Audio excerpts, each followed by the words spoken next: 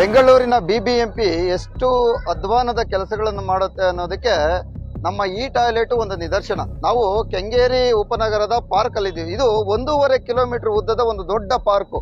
ಒಂದು 4 ಪಾರ್ಕ್ಗಳನ್ನು ಹೊಂದಿದೆ. ನಮ್ಮ ಅತಿ ಉತ್ತಮವಾದಂತಹ ಪಾರ್ಕ್ ನಿರ್ವಹಣೆ ಇಲ್ಲದೆ ಕೊರಗ್ತಾ ಇದೆ.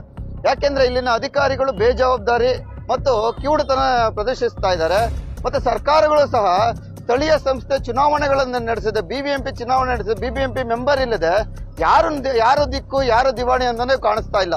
ಈ ತರ ಯಾವುದೋ ಒಂದು ಈ ಟಾಯ್ಲೆಟ್ ಮಾಡೋ ಬದಲು ಸಾರ್ವಜನಿಕ ಶೌಚಾಲಯ ಏನಾದ್ರೂ ಮಾಡ್ಬೋದಾಗಿತ್ತಲ್ವಾ? ಸಾವಿರಾರು ಮಂದಿ ವಾಕಿಂಗ್ ಬರ್ತಾರೆ, ಬೆಳಗ್ಗೆ ಸಂಜೆ ಸಾವಿರಾರು ಮಂದಿ ವಾಕಿಂಗ್ ಬರ್ತಾರೆ. ಮತ್ತೆ ಇಲ್ಲೇ ನೋಡ್ಬೋದು, ಮಕ್ಕಳು ಆಟ ಆಡೋದಕ್ಕೆ ಬರ್ತಾರೆ ಪಾರ್ಕ್ಗೆ.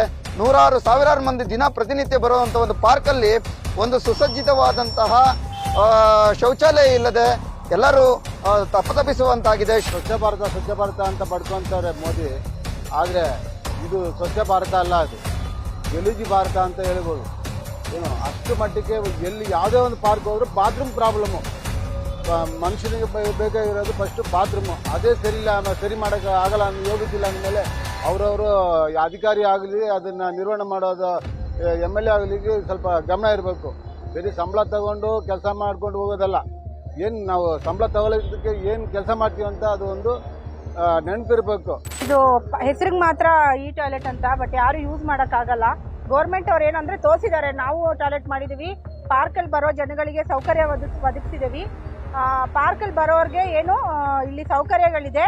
ವಾಕ್ ಮಾಡೋರಿಗೆ, ಶುಗರ್ ಪೇಷಂಟ್ಗೆ, ಮತ್ತೆ ಯಾರ್ಯಾರು ಮಕ್ಳು ಬರ್ತಾರೆ, ಮಕ್ಳು ಒಂದೊಂದ್ಸಲ ಸಡನ್ ಆಗಿ ಇಲ್ಲಿ ಬಂದು ನಮಗೆ ಟಾಯ್ಲೆಟ್ಗೆ ಹೋಗ್ಬೇಕು ಅಂದ್ರೆ ಇದು ಹೆಸರಿಗೆ ಮಾತ್ರ ಟಾಯ್ಲೆಟ್ ಇರೋದು, ಬಟ್ ಯಾವ ರೀತಿಯೂ ಇದಿಲ್ಲ, ಮೇಂಟೆನೆನ್ಸ್ ಇಲ್ಲ, ಏನಿಲ್ಲ, ಕ್ಲೀನ್ ಇಲ್ಲ.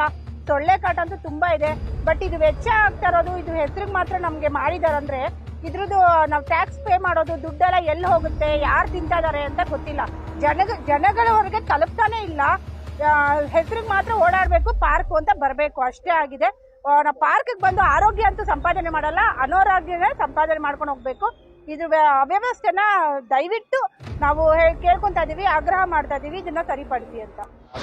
ಬೆಂಗಳೂರಿನ ಬಿಬಿಎಂಪಿ ಎಷ್ಟು ಅಧ್ವಾನದ ಕೆಲಸಗಳನ್ನು ಮಾಡುತ್ತೆ ಅನ್ನೋದಕ್ಕೆ ನಮ್ಮ ಈ ಟಾಯ್ಲೆಟ್ ಒಂದು ನಿದರ್ಶನ. ನಾವು ಕೆಂಗೇರಿ ಉಪನಗರದ ಪಾರ್ಕ್ ಅಲ್ಲಿ ಇದೀವಿ. ಇದು 1.5 ಕಿಲೋಮೀಟರ್ ಉದ್ದದ ಒಂದು ದೊಡ್ಡ ಪಾರ್ಕ್.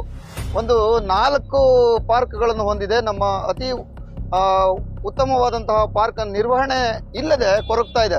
ಯಾಕೆಂದ್ರೆ ಇಲ್ಲಿನ ಅಧಿಕಾರಿಗಳು ಬೇಜವಾಬ್ದಾರಿ ಮತ್ತು ಕಿವುಡುತನ ಪ್ರದರ್ಶಿಸ್ತಾ ಇದ್ದಾರೆ. ಮತ್ತೆ ಸರ್ಕಾರಗಳು ಸಹ ಸ್ಥಳೀಯ ಸಂಸ್ಥೆ ಚುನಾವಣೆಗಳನ್ನು ನಡೆಸಿದೆ, ಬಿಬಿಎಂಪಿ ಚುನಾವಣೆ ನಡೆಸಿದೆ, ಬಿಬಿಎಂಪಿ ಮೆಂಬರ್ ಇಲ್ಲದೆ ಯಾರು ದಿಕ್ಕು ಯಾರು ದಿವಾಣಿ ಅಂತಾನೆ ಕಾಣಿಸ್ತಾ ಇಲ್ಲ. ಈ ತರ ಯಾವುದೋ ಒಂದು ಈ ಟಾಯ್ಲೆಟ್ ಮಾಡೋ ಬದಲು ಸಾರ್ವಜನಿಕ ಶೌಚಾಲಯ ಏನಾದ್ರೂ ಮಾಡ್ಬೋದಾಗಿತ್ತಲ್ವಾ? ಸಾವಿರಾರು ಮಂದಿ ವಾಕಿಂಗ್ ಬರ್ತಾರೆ, ಬೆಳಗ್ಗೆ ಸಂಜೆ ಸಾವಿರಾರು ಮಂದಿ ವಾಕಿಂಗ್ ಬರ್ತಾರೆ. ಮತ್ತೆ ಇಲ್ಲೇ ನೋಡ್ಬೋದು, ಮಕ್ಕಳು ಆಟ ಆಡೋದಕ್ಕೆ ಬರ್ತಾರೆ ಪಾರ್ಕ್ಗೆ. ಸಾವಿರಾರು ಮಂದಿ ದಿನ ಪ್ರತಿನಿತ್ಯ ಬರುವಂತ ಒಂದು ಪಾರ್ಕ್ ಅಲ್ಲಿ ಒಂದು ಸುಸಜ್ಜಿತವಾದಂತಹ ಶೌಚಾಲಯ ಇಲ್ಲದೆ ಎಲ್ಲರೂ ತಪ್ಪತಪ್ಪಿಸುವಂತಾಗಿದೆ. ಸ್ವಚ್ಛ ಭಾರತ ಅಂತ ಪಡ್ಕೊಂತಾರೆ ಮೋದಿ. ಆದರೆ ಇದು ಸ್ವಚ್ಛ ಭಾರತ ಅಲ್ಲ, ಅದು ಗಲೀಜು ಭಾರತ ಅಂತ ಹೇಳ್ಬೋದು. ಏನು ಅಷ್ಟು ಮಟ್ಟಿಗೆ ಎಲ್ಲಿ ಯಾವುದೇ ಒಂದು ಪಾರ್ಕ್ ಹೋದ್ರೂ ಬಾತ್ರೂಮ್ ಪ್ರಾಬ್ಲಮ್ಮು. ಮನುಷ್ಯನಿಗೆ ಬೇಕಾಗಿರೋದು ಫಸ್ಟು ಬಾತ್ರೂಮು. ಅದೇ ಸರಿ ಮಾಡೋಕ್ಕೆ ಆಗಲ್ಲ ಯೋಗಿಸಿಲ್ಲ ಅಂದಮೇಲೆ ಅವರವರು ಅಧಿಕಾರಿ ಆಗಲಿ ಅದನ್ನು ನಿರ್ವಹಣೆ ಮಾಡೋದು MLA ಆಗಲಿ ಸ್ವಲ್ಪ ಗಮನ ಇರಬೇಕು. ಬರೀ ಸಂಬಳ ತಗೊಂಡು ಕೆಲಸ ಮಾಡ್ಕೊಂಡು ಹೋಗೋದಲ್ಲ. ಏನು ನಾವು ಸಂಬಳ ತಗೊಳ್ಳೋದಕ್ಕೆ ಏನು ಕೆಲಸ ಮಾಡ್ತೀವಿ ಅಂತ ಅದು ಒಂದು ನೆನಪಿರ್ಬೇಕು. ಇದು ಹೆಸರಿಗೆ ಮಾತ್ರ ಈ ಟಾಯ್ಲೆಟ್ ಅಂತ, ಬಟ್ ಯಾರು ಯೂಸ್ ಮಾಡೋಕ್ಕಾಗಲ್ಲ.